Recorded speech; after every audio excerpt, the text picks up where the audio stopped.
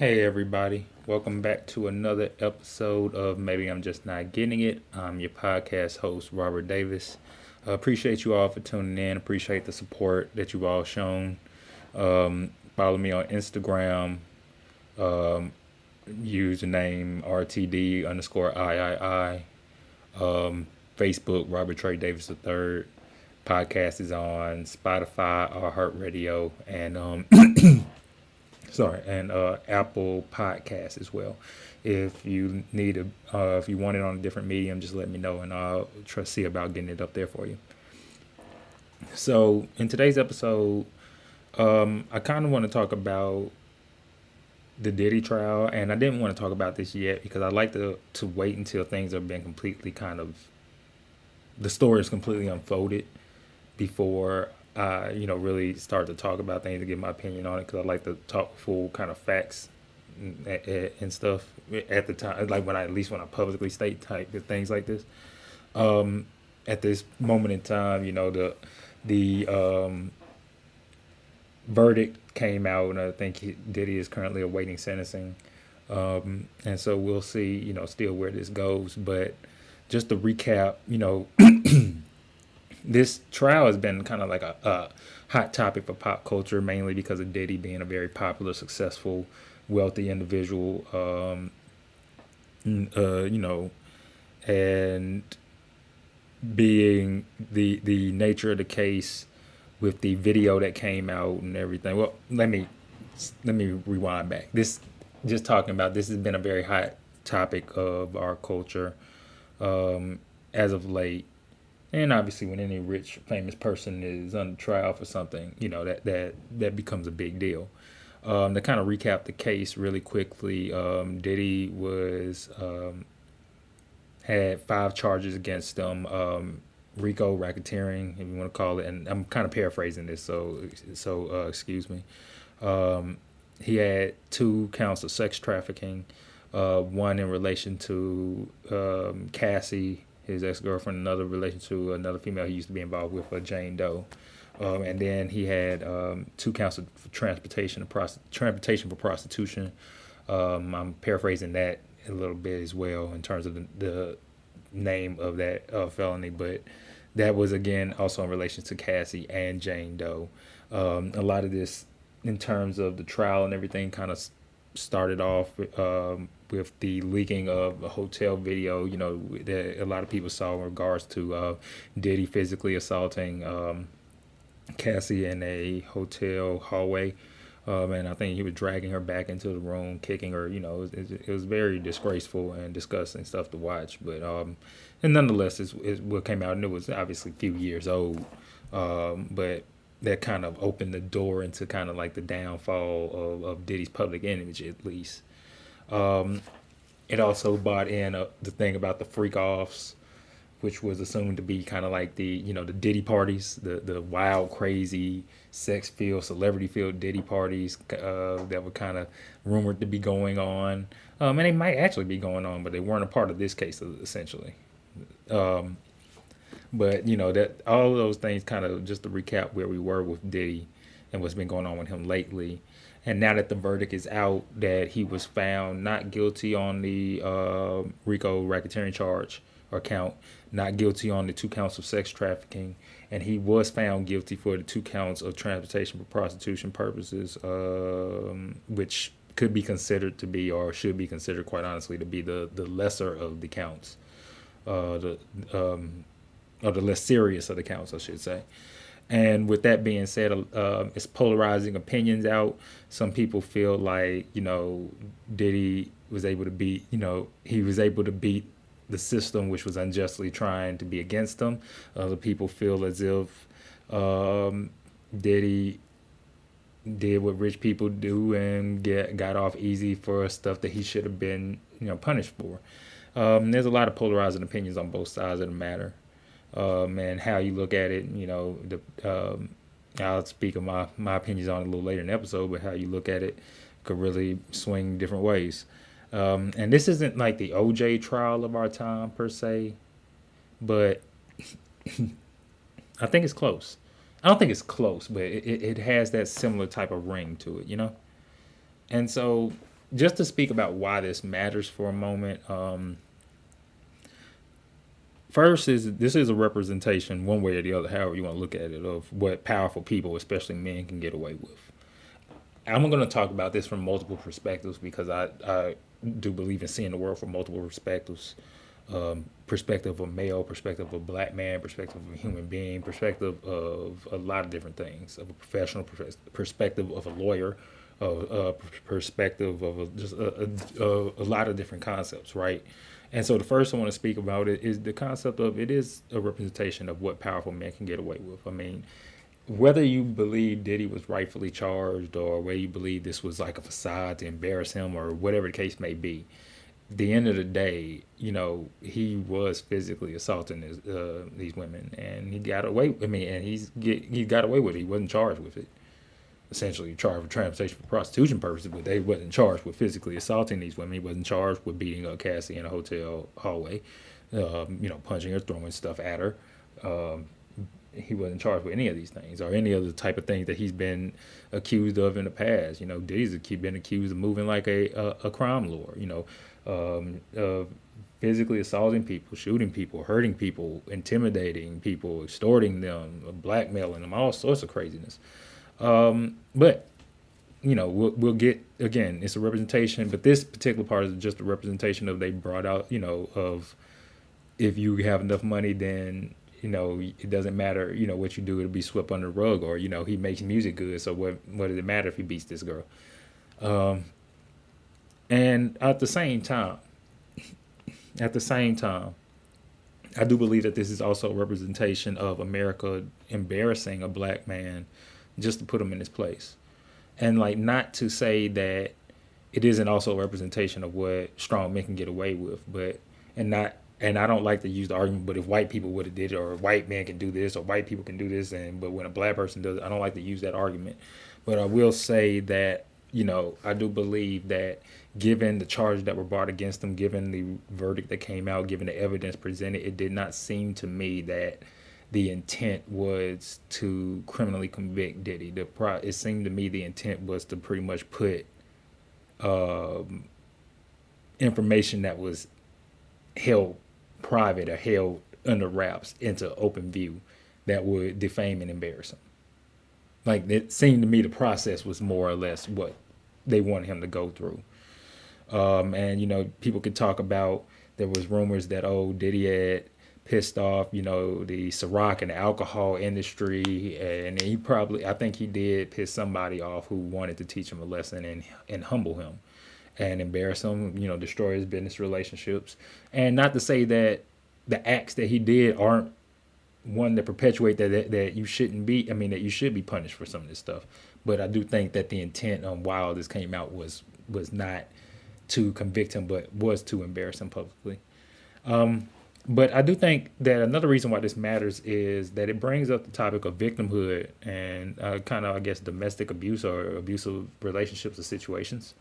And I'm going to I'll speak about Cassie and Jane Doe to a degree later in the episode. But one thing I want to talk about generally here, one thing I've always said is that you don't have to be 100% innocent to be a victim. And I think that, you do have to understand your culpability in the matter, but it doesn't mean that you 100% just deserve everything that's happened to you. And I think that's something that I wish that our culture or our society, especially young men, could be more nuanced in speaking on or thinking about. And I mean, because I think we always want to say, "But you did wrong." Like, yeah, but it doesn't. I mean, there's levels to it. You know what I mean? Like, you can have done wrong and still have wrong done to you. I mean, but you just can't sit there and act like you've never done anything wrong yourself, or that you didn't do anything to put yourself in that situation. Doesn't mean that you're automatically deserving of just the worst of the worst. Um, but I think it does require. I think that sort of conversation requires nuance, and it requires empathy and understanding on both sides. Quite frankly, it requires empathy and understanding from the side of those that would feel like they were the abused. I believe to understand how people are coming to that conclusion, and they usually do, quite honestly. And I think it also on the other side, where the more challenging part is the empathy for the other, for people that are looking at it from the outside in, to understand that it's not as black and white as it looks, and it's not as simple as it looks. And there's gray areas in everything, and it doesn't mean that you can't just sum everything up as completely right, completely wrong. Just because it feels easy to you doesn't make it actually right. But the other thing is, I think this is representation of how money can sponsor depravity. And when I say that,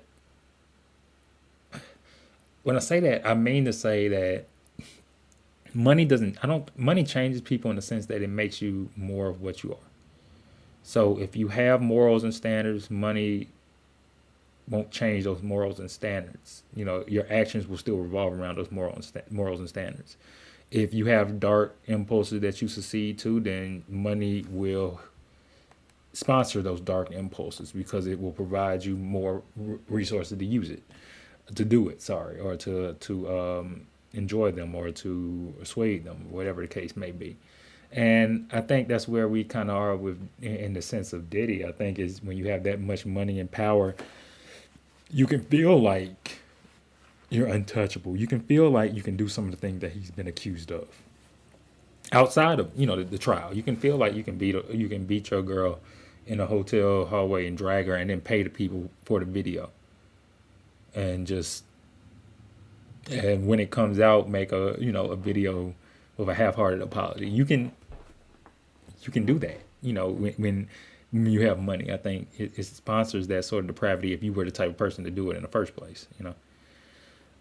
So then, to talk about some, I guess, specific examples of kind of just what's been going on with this, the charges. So I talked about this a little bit, but the charges of racketeering and sex trafficking specifically did not match the evidence provided.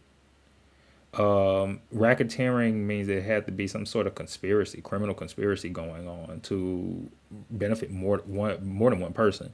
And what we found was that it was kind of a whole bunch of domestic relationship type of issues, and stories of drug use, sex, these voyeurism, sex. The freak offs were more voyeurism than anything else, in terms of what they were presented to be.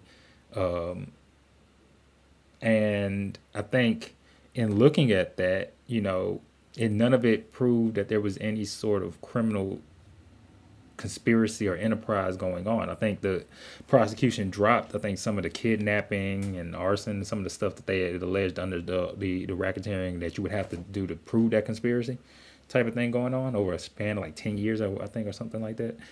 But they couldn't prove it. And the sex trafficking was almost similar, because sex trafficking was sex trafficking at its base assumes that you are trafficking women or men or whatever, sexually for profit. Like, it has to be a profit for it. It has to be a business to it. Diddy, in the concept of what they showed, and that's why it was transportation for prostitution type of thing, is what he actually was convicted of, was that there was no profit. He was not physically selling Cassie or Jane Doe. He was not physically promoting them for sex in terms of selling them. He was making them have sex parties, and making being kind of a argumentative word in the sense of what the trial was arguing. But there was no evidence of business for profit in terms of trafficking them or making them have sex in order for him to profit financially or business wise. And racketeering in the same concept. It was only, all of this was so Diddy could enjoy his life personally. That's not racketeering. There's no business enterprise and a criminal element to that. And the other part of this was, quite frankly, that I found to be interesting, especially as an attorney, was that almost substantial to almost all of the evidence was testimony. And not to say that people were lying or anything like that. I genuinely didn't believe most of the people that were on that stand were. Some of them might have embellished a little bit in terms of it, but I don't think anybody generally was lying. I think, but the problem with testimony becomes that testimony on its face is not gospel, and you would think that federal prosecutors who have been trying cases all their life know that. Like, you can't convict somebody strictly off of testimony because it can be scrutinized as there's nothing to support it or back it up. So while everything, if you base your case, when you say racketeering, but you really base your case off of his domestic kind of issues with two women, and all you have is testimony of that, and the racketeering case is over. They were doing drugs, and he has access to drugs, and he has access to things that make it easier for to have sex and all these things. That's not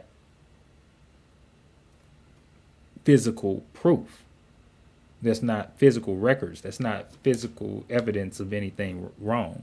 And that's why the charges didn't stick. The charges sticked on the transportation for prostitution because they could physically say, we see records where you moved her, you moved the sex worker to, whatever the case may be, to a different location for the concept of sex for money.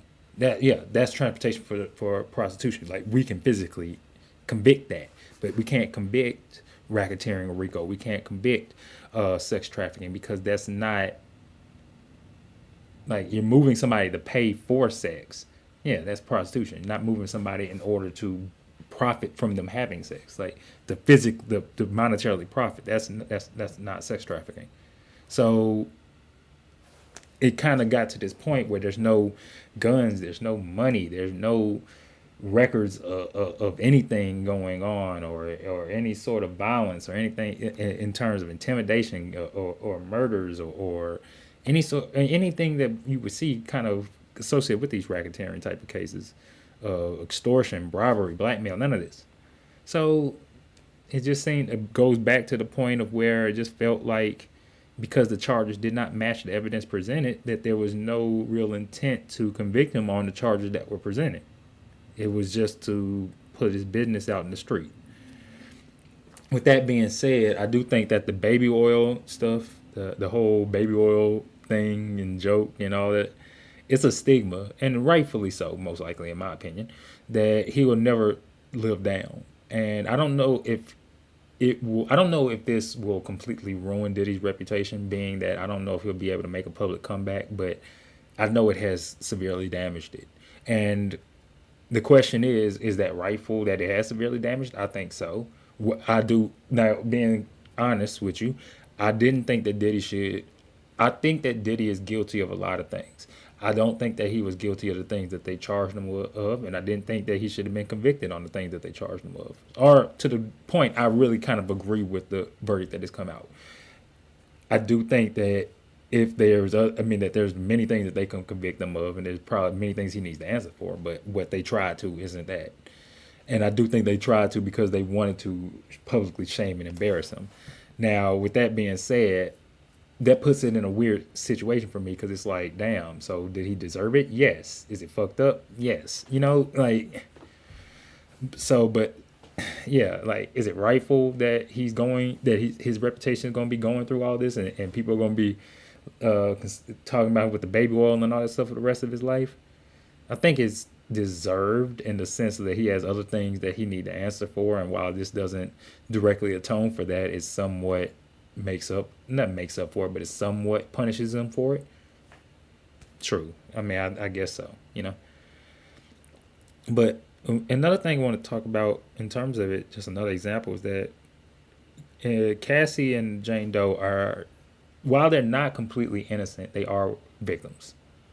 Again, you don't have to be completely innocent in a situation to be a victim of it, but you do have to understand your culpability in the situation. I don't remember much of Jane Doe's testimony. I forget if she even did. I think she did. It'll come back to me while I'm talking about this. I promise you it will. I remember Cassie's. And in listening to Cassie's testimony, and this is something that, honestly, survivors of domestic or abusive relationships, I shouldn't say domestic, survivors of abusive relationships show a lot of. And which is quite, honestly,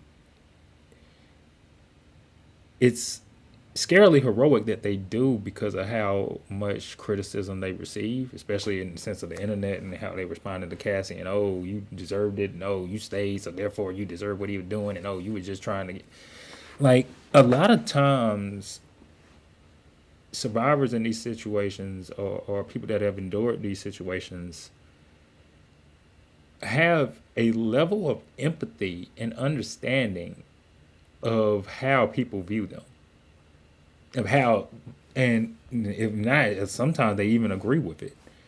And in listening to Cassie's testimony, she showed to me that level of empathy and understanding, and not saying that oh she needed to be, but like she never was sitting out there, in my opinion, being like, "Oh, woe was me," and none of this would have happened if it wasn't for him, and you know everything was his fault. Like saying, you know, she was saying like, "Yeah, I love this man. Like we did this stuff. You know, like not to say like she didn't endure things and she talked about it, but that you know she stayed because she loved him. She stayed because she was part of this, and you know she wanted to make this work with him, and to and it wasn't a kind of a thing of saying oh a cop out of oh you see what he was doing, you see what he was doing, but just of you know this was the situation, and I think that's something that can be respected.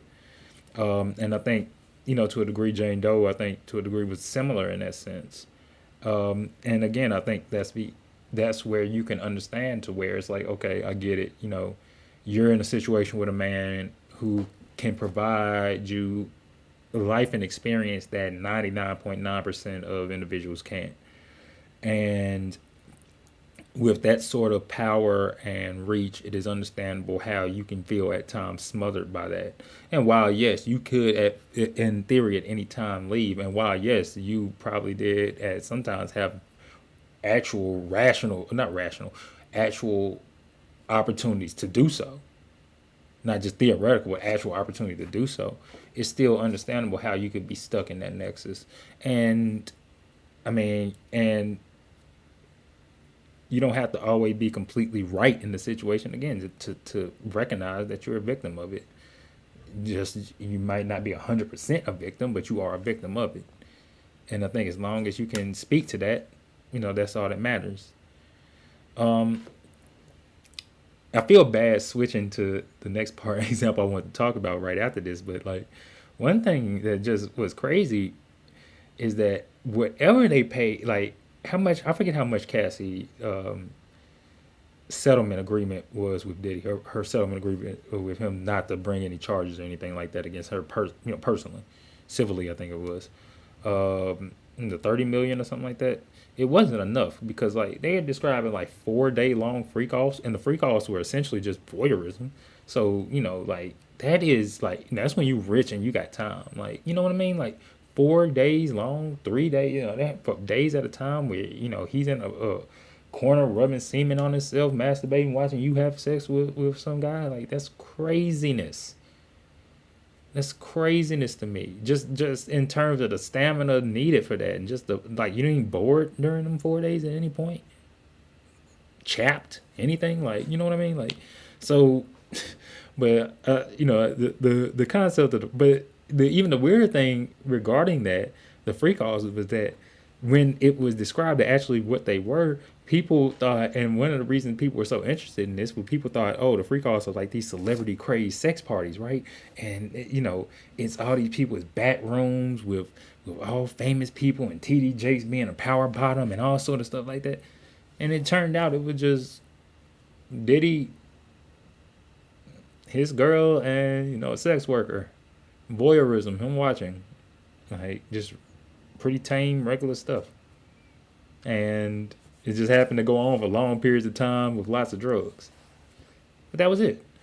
And it's just nothing like what we thought it was. And I don't say that for any particular reason. I mean, like, you're into what you're into. I ain't judging it in any particular way. It just, it's interesting how, it's interesting the reality of things when they really come out. And sometimes how it just isn't what we thought it was, you know?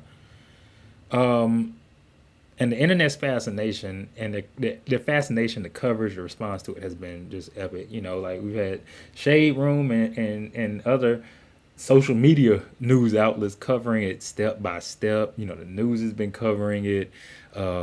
People have just been fascinated with it the whole time. All the jokes about the baby oil and dancing and him being in jail, and the gray hair and the courtroom sketches and the family outside and the people celebrating and making outbursts in the courtrooms and all sort of stuff. It's been a fascinating and entertaining thing to watch from just a third party's perspective of just like being entertained by the internet. Um, and I mean, I think obviously because the internet's going to go to town on anything it can, but it's just been funny to watch. Um, Now, one thing is Diddy is likely coming home soon. Just to be real about it. Um, just the two felony charges of transportation of individuals for prostitution, meaning he was literally transporting individuals in order to engage in acts of prostitution. So those felony charges carry a sentence, I think a maximum of 10 years each. So he's facing currently a maximum of 20 years. Very rarely does anybody receive the maximum charge unless there was some extreme punitive measure that was meant to be behind it, which won't be the case here. I don't really have a reason to try to throw the book at him in terms of he hasn't been disrespectful in the courtroom or anything like that, or he has any past. Even though there's a lot of allegations and stories about him, there's no actual criminal record to be like, oh yeah, we need to like to make this stick. Um, and so he's already been in prison for like close to a year. By the time they sentence him, I mean they'll probably give him close to about a year for time served. I wouldn't be shocked if he received 2 3 years sentence, um, and then get a year for time served and probably just get house arrest or probation for the rest of it. I doubt he go after his sentencing. I doubt he serves any more actual jail time, any more time in detention or containment, or detainment. Sorry. Um, and so yeah, he is likely coming home soon, likely by Christmas. He'll likely be at home for Christmas party at Diddy's house. um, and I'm not sure if this will publicly damage his. I'm not sure if this will permanently damage his public image. Sorry. And the reason I'm not sure is that it's due to the support that he has, mainly from the I was gonna say mainly from the black community, but it's from the rich white community, and I guess the white community, rich white community as well. It's going to be a lot of people that are going to be turned off to him, and rightfully they should be because of what he did. It was disgusting, but into Cassia, it was what he. But in terms of this particular trial, it garnered so much, it garnered so much feeling from the black community in terms of, oh, here you go trying to crucify another successful black man, that there was a lot of support for him behind this on the internet. A lot, not just on the internet, in real life. A lot of famous people are supporting him. And I think in terms of that, you know, there's going to be people that are going to embrace him when he makes his public, if he makes a public return, or if he tries to make a return to his public image. There are going to be people that are going to embrace them. Famous people, rich people, people in positions to make him successful again. And I'm not gonna say successful again like his money went away. He's still gonna be extremely wealthy and rich, but he's still gonna have those resources to do that as well. So I'm not sure if this will permanently damage his public image, but it will take work if it doesn't. Actually, I don't think anything permanently damages anybody's image. So actually, I'm sure it won't. Nothing permanently damages anybody's public image anymore. Now that I think about it, everybody always has a way to kind of, what's the word I'm looking for? Make a way to get their name back out. If that lady Casey Anthony could get back on TikTok and make videos and stuff, then anybody can. Um, and so, but it does bring back the next question of how will he rebuild his brand, or should he try even? Like that's. And some people gonna be like, no, he doesn't deserve to do it. And some people be like, hey, if I got off after all this and knowing what people know about me, I'd just be quiet. Some people be like, hey, no, man, go out there, Diddy bop some more, get your money. How will he respond to this? Will he try to make a public comeback? Personally, I think he will. I don't see why he wouldn't, but maybe. I mean, Diddy kind of older now, so maybe not. He might just stay in the background. He might, push his kids projects instead, and try, make money off of his artists and his businesses, and just push his kids projects. He might try to go more back into the business world, because white people will still deal with him. Some cut their business ties with him, but as long as they ain't got to put him on the front page or TV, they'll still work with him. His money's still green, as the old folks would say. Will he seek revenge on those that made jokes about him, that testified against him, that did these interviews and these documentaries against him? Will he seek revenge? That's something I think they need to think about. Will he try to rebuild his legacy or rebuild his empire? Um, I believe he most definitely might try. Um, but I think these are things that we have to kind of be aware of, and just thinking about,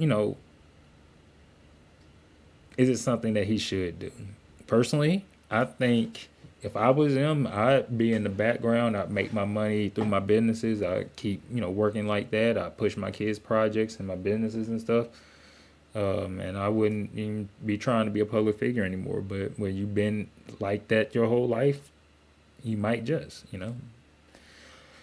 So, to speak about some concerns, I guess, that come with this, I think one, the joy that people, especially a lot of men, kind of exuded when the verdict came out, it can be somewhat misplaced and can be viewed as offensive and arrogant. And it's because what he did was wrong,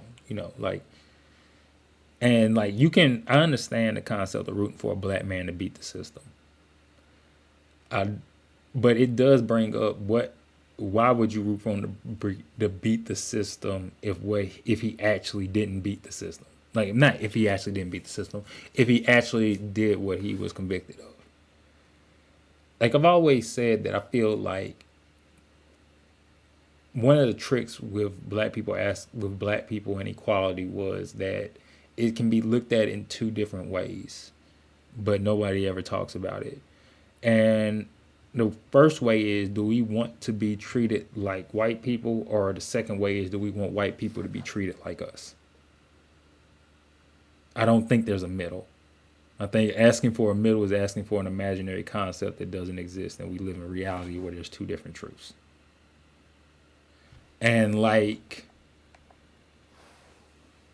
think in this particular sense, I can understand that it's the sense of the happiness that Diddy is free because a black man beat the system where it seemed to be designed to punish him or to defame him or to convict him. And it could have been seen unjustly in terms of what he was convicted of. But at the same time, he was physically assaulting this woman for multiple years, and both of these women for multiple years. And I think that does have to be somewhat understood, empathized with, when, even if you were happy that he got out, or if you didn't think he should go to jail, you still have to understand, like, yeah, but he still did some fucked up shit. So when you see those people out there that were like drenching themselves in baby oil, dancing and celebrating that he got off, like, I understand why. But think about it from the concept of any young woman that had dealt with any sort of situation like that, and her seeing that, and her being like, I was Cassie in my own situation, not with, obviously might not have been with a Diddy, but like, I was Cassie in I was in a situation similar to her, and to see you all celebrating somebody that, for getting off or doing things similar to what, my abuser had did, how you think that would make her feel? You might not care how that makes her feel, because you might get her bad the black man got off. I understand that, but like, it still have to empathize with that, just like you would expect, or you would ask her to empathize with you. You need to empathize with that. Um, Another concern I have is this concept, and I spoke about it before. I hate the concept of, but when white people do it, like, because we use it as a justification to do wrong, and it's not an excuse. And like, and it goes back again to, I personally believe equality is really black people being treated like white people. No, I think equality is really black people, white people being treated like black people. I really think that's equality, because I think equality is when nobody's allowed to break the rules. If everybody's allowed to break rules, then it's not equal still. It's just everybody do whatever the fuck they want. There really is no equality in that. Like, it's theoretically equal, but if I can walk around and just killing everybody because I can do whatever the fuck I want, and you're living in fear of me because there's nothing to say that I can't, but you can do whatever the fuck you want too, is that really equality? And that's usually most of the time how those free reign type of situations work. But the concept with the Diddy thing was, oh yeah, but if he was one of these white men, y'all would let him go, and so no, we don't need to, or yeah, it's only because he was black. And it's like, yeah, I get that, but again, when he's actually done this stuff, like, there are enough black millionaires, not a lot of black millionaires and billionaires, but if there's enough out there that's not doing, breaking the law in horrific ways to support, to not feel like, oh, if this one is getting tried for some shit that he did, that nah, it shouldn't, because he's a black man. Now, in the Diddy case, the Diddy trial, it's a little bit different, because I felt like the obviously, again, the intent was to defame and humiliate him, not to convict him. So I think it was the concept that it probably was a racial intent behind it, and which again goes back to why I understand people's kind of support of him in this instance. But I still think justifying that, oh, what he did was right because white people do it and get away with it, is still bullshit. Like, white people should go to jail for it too. We should, and white people should too. And the other concern I have, another concern I have, it's like the other concern, but another concern I have is that, and I spoke about this a little bit before, is that the villainization of Cassie and Jane Doe, I'm speaking about Cassie specifically. Sorry. The villainization of Cassie is unjustified. Like, I get that she signed a settlement agreement. Most people in her situation would. Like, I don't like villainizing people for doing things that rational people would do in their situation. Like, whether you agree with it or not, it is a rational act. Some people could say, well, I would have I would have stood up, I would have went to the police, I would have did that, I wouldn't have took a deal, I would have brought charges, and blah, blah, blah, blah, blah. You might have, but it's rational to understand why she didn't. And because of that, I don't think you should villainize her, as like, oh, you deserve it. Like, the type of crazy shit that they have to say to her is that, oh, that she deserved for this to happen to her. As she gets up there and talks about abuse she endured, oh, you don't feel embarrassed. Your husband knows that you got a train ran on you, that you've been doing this and that. Like, I think this sort of wanting to embarrass and villainize her is just like, why? Like, she has not already felt bad enough and done, like, at this stuff enough. A lot of this stuff she felt on her own. So why are we trying to make her, like, I don't want to say humble her. Women like to say, oh yeah, I don't think it's like humble her, but like, why are you trying to like break this woman's spirit like that? Break her into thinking she isn't something that she is. Like, she's still a human being. Like, and like, doesn't deserve, like, this concept of making it feel like, oh, just all the bad things that happen to you, you deserve that shit because you a bad person. And like, I think that's just a little extreme. And because, like, her story is not uncommon and it's not irrational for someone to endure that. And it's not irrational for someone to respond the way that she responded. It's not irrational for someone to look at it still in the way that she's looking at it still.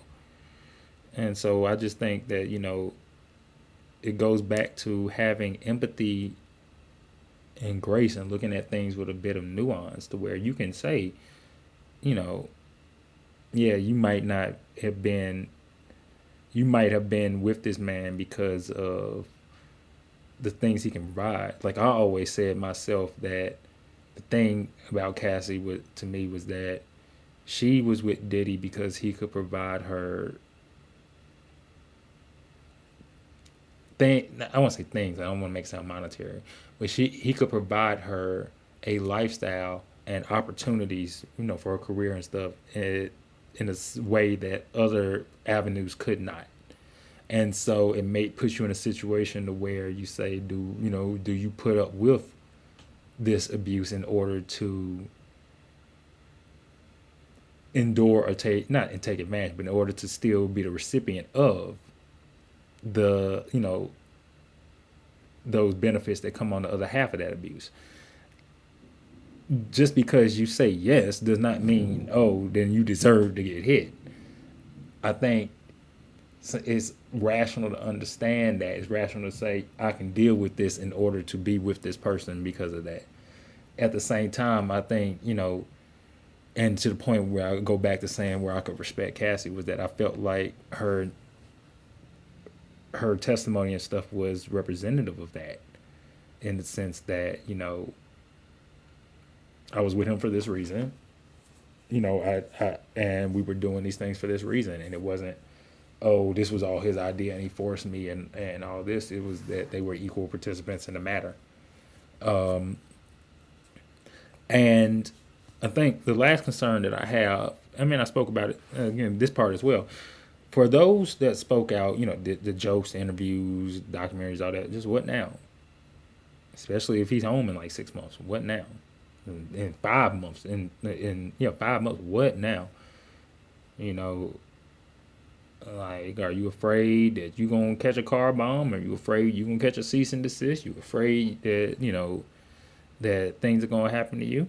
I don't know. Like I would be, and I feel bad because it's not even just, and I'm not saying that in the concept of being like, oh, that's why you shouldn't have testified. No, I feel like you spoke your truth.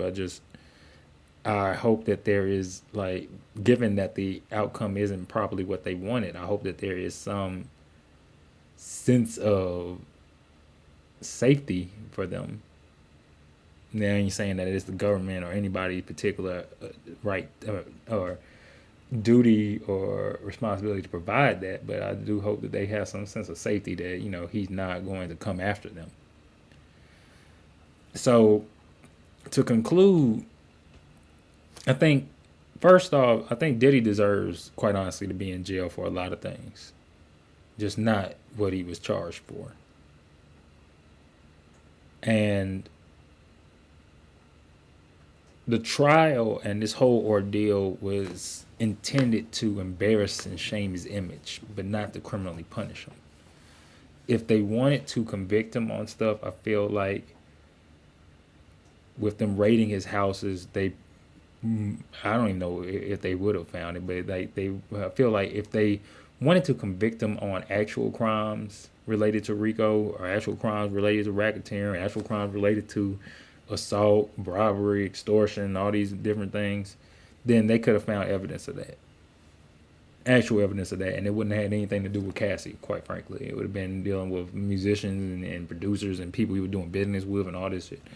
Like, if they wanted to find that, then, and if they wanted to find that and the intent was to truly criminally punish him for something that he's done, then that would have been there. And regardless of our opinion, like regardless of it one way or the other, he will have the right to continue his life however he wants. And whether that's him living quietly, whether that's him going back heavily into business, heavily back into the public space, the public sphere, how if he decides to embrace this, like, oh, fuck y'all, I'm do me, whether he tries to act like he's a changed man, whatever the case may be, it's his right to do so, tried by a jury of his peers. It is definitely his right to do so. I think all that we can do, quite frankly, from the concept of this particular case, is just pray that, he comes out a better man. And, we've heard stories of Diddy's vindictiveness, his temper, his anger. And so all we can do is hope that, this experience has opened something different in him to where he is not looking to, what's the word I'm looking for? He's not looking to act in those similar ways anymore. Maybe, maybe not. I guess time can only tell. So thank y'all for tuning in. I appreciate you spending this time with me. Again, this is the Maybe I'm Just Not Getting It podcast. I am your host, Robert Davis. Again, follow me on Instagram, username RRTD_III. Facebook, Robert Trey Davis III. Again, podcast is on Spotify, Apple Podcast, iHeartRadio. Again, appreciate you all. See you on the next time. All right. Love y'all. Out.